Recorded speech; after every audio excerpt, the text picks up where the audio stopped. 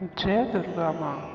आइए सुनते हैं श्री दुर्गा सप्तशती का 5वां अध्याय। पूर्व काल में शुंभ निशुंभ नामक असुरों ने अपने बल के मद से इंद्र का त्रिलोकी राज्य और यज्ञों के भाग छीन लिए और वह दोनों इसी प्रकार सूर्य, चंद्रमा, धर्मराज और वरुण के अधिकार भी छीनकर स्वयं ही इनका उपयोग करने लगे। वायु और अग्नि का कार्य भी वही करने लगे और इसके पश्चात उन्होंने जिन देवताओं का राज्य छीना था उनको अपने अपने स्थान से निकाल दिया। इस तरह से अधिकार से छिने हुए तथा दैत्यों द्वारा निकाले हुए देवता अपराजिता देवी का स्मरण करने लगे कि हे देवी, हमको वर दिया था कि मैं तुम्हारी संपूर्ण विपत्तियों को नष्ट करके रक्षा करूंगी। ऐसा विचार कर सब देवता हिमाचल पर गए और भगवती महामाया की स्तुति करने लगे। देवताओं ने कहा, देवी को नमस्कार है, शिवा को नमस्कार है, प्रकृति और भद्रा को नमस्कार है। हम लोग रौद्र, नित्य और गौरी को नमस्कार करते हैं। ज्योत्सनामयी, चंद्र रूपिणी व सुख रूप की देवी को निरंतर नमस्कार करते हैं। शरणागतों का कल्याण करने वाली वृद्धि और सिद्धि रूपा देवी को हम बार बार नमस्कार करते हैं और नेत्री राजाओं की लक्ष्मी तथा सावर्णी को नमस्कार करते हैं। दुर्गा को, दुर्ग स्थलों को पार कराने वाली दुर्गा पारा को, साराकार, सकारिणी, ख्याति, कृष्ण और धूम्र देवी को सदैव नमस्कार है। अत्यंत सौम्य तथा अत्यंत रौद्र रूपा को हम नमस्कार करते हैं। उन्हें हमारा बारंबार प्रणाम है। जगत की आधारभूताकृति देवी को बार बार नमस्कार करते हैं। जिस देवी को प्राणी मात्र विष्णु माया कहते हैं उसको नमस्कार करते हैं। जो देवी संपूर्ण प्राणियों में चेतना कहलाती है उसको नमस्कार करते हैं। जो देवी संपूर्ण प्राणियों में बुद्धि रूप में स्थित है उसको मेरा नमस्कार है। जो देवी संपूर्ण प्राणियों में निद्रा रूप में विराजमान है, जो देवी संपूर्ण प्राणियों में क्षुधा रूप में विराजमान है उसको हम बारंबार नमस्कार करते हैं। जो देवी संपूर्ण प्राणियों में छाया रूप में स्थित है, जो देवी सब प्राणियों में शक्ति रूप में स्थित है, जो देवी सब प्राणियों में तृष्णा रूप में स्थित है, उस देवी को हम बारंबार नमस्कार करते हैं। जो देवी सब प्राणियों में शांति रूप में स्थित है, प्राणियों में जाति रूप में, जो देवी सब प्राणियों में लज्जा रूप में स्थित है उसको मेरा नमस्कार है। जो देवी सब प्राणियों में शांति रूप में स्थित है, श्रद्धा रूप में स्थित है, उसको हम बार बार नमस्कार करते हैं। जो देवी सब प्राणियों में दया रूप से स्थित है उसको नमस्कार है। जो देवी सब प्राणियों में तुष्टि रूप में स्थित है उसको नमस्कार है। जो देवी सब प्राणियों में मात्र रूप में स्थित है उसको हम बारंबार नमस्कार करते हैं। जो देवी सब प्राणियों में भ्रांति रूप में स्थित है, जो देवी सब प्राणियों में नित्य व्याप्त रहती है उसको नमस्कार है, नमस्कार है, नमस्कार है। पूर्व काल में देवताओं ने अपने अभिष्ट फल पाने के लिए जिसकी स्तुति की है और देवराज इंद्र ने बहुत दिनों तक जिसका सेवन किया है, वह कल्याण की साधन भूता ईश्वरी हमारा कल्याण और मंगल करें, सारी विपत्तियों को नष्ट कर डालें। असुरों के सताए हुए संपूर्ण देवताओं उस परमेश्वरी को इस समय नमस्कार करते हैं तथा जो भक्ति पूर्वक स्मरण की जाने पर तुरंत ही सब विपत्तियों को नष्ट कर देती है, वह जगदम्बा इस समय भी हमारा मंगल करे, हमारी समस्त विपत्तियों को दूर करे।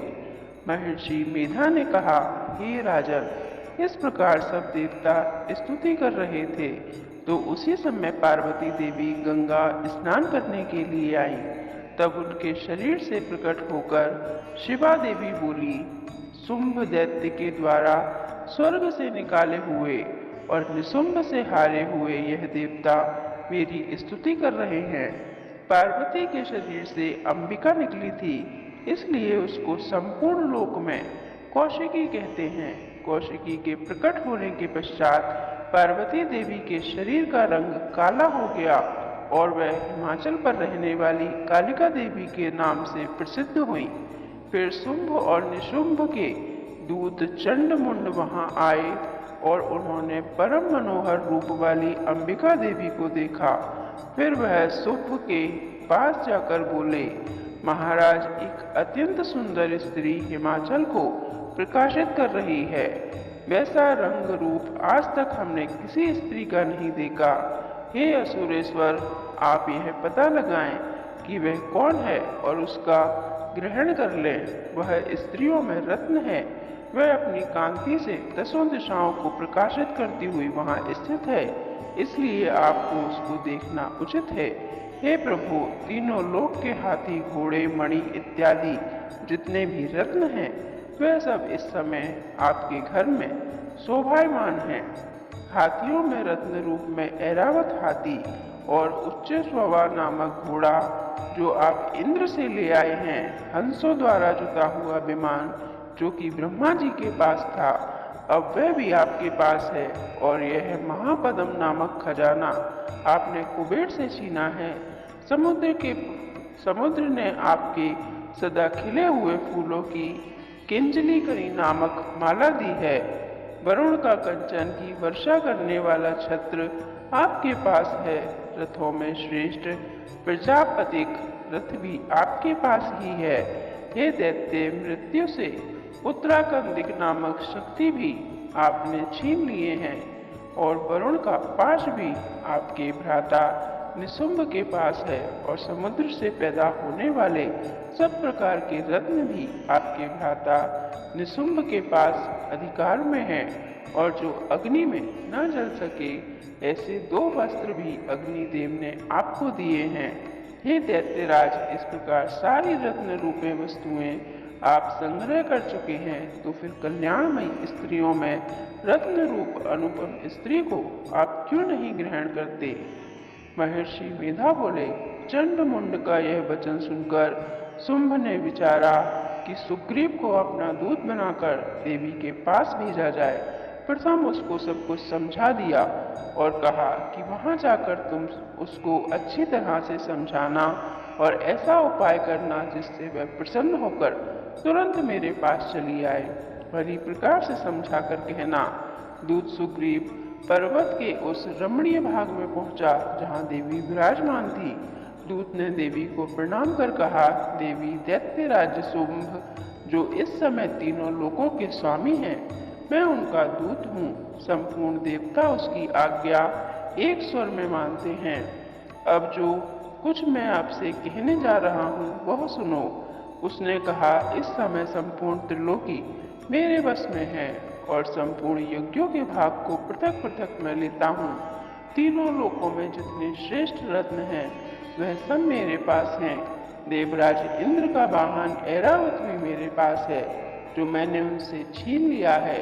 उच्च श्रुवा नामक घोड़ा जो क्षीर सागर मंथन करने से प्रकट हुआ था, उसे देवताओं ने मुझे समर्पित किया है।